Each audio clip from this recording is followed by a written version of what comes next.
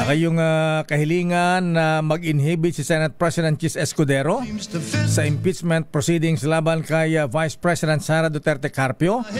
Kinabla. Aris number 28, Raymond at Paas. Please come in. Raymond.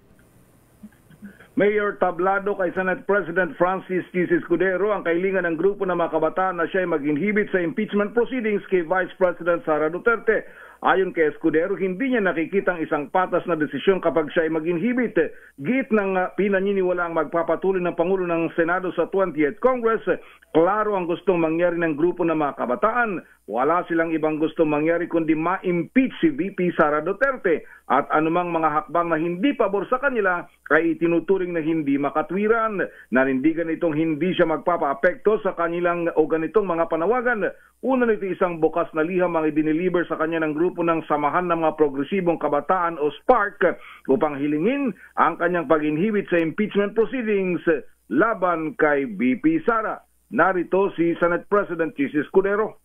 Klaro ang kanilang gusto mangyari at hindi po hindi sumasang-ayon sa kanila o sumusunod sa kanila hindi na patas. Being fair means applying the rule evenly to everyone regardless of who it is. So you are not inhibited? I do not consider it a necessity nor do I consider it not being fair. Sir? Si Senate President Chis Escudero na kaninang alas 2 ng hapon ay sinuspindi na ang trabaho sa Senado. Raymond, asan ka? Situationer, kumusta ang panahon dyan sa lugar mo? Asan ka na ngayon?